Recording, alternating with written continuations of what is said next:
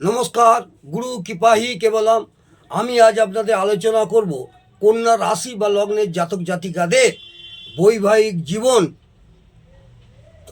বা তাদের দাম্পত্য জীবন সুখময় করে তোলার জন্যে। আজকের টোটকাটি হলো দাম্পত্য কলহনাশক উপায় বা টোটকা।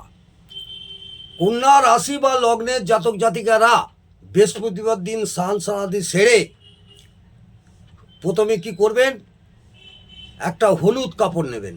হলুদ কাপড়টা 6 ইঞ্চি অথবা 12 ইঞ্চি আকারের নেবেন। নিয়ে 5টি গাঁটযুক্ত হলুদ নেবেন এবং 125 গ্রাম ছোলার ডাল নেবেন।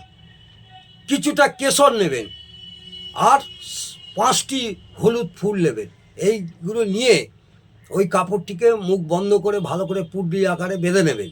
নিয়ে কোনো ধর্মস্থানে, যে কোনো মন্দির হোক, ধর্মস্থান হোক, সেখানে গর্ত করে পুঁতে দেবেন এবং পোতার সময় 51 বার বৃহস্পতির মন্ত্র পাঠ করবেন, ওম বৃহস্পত্যায় নমঃ। এই মন্ত্রটি 51 বার জপ করবেন।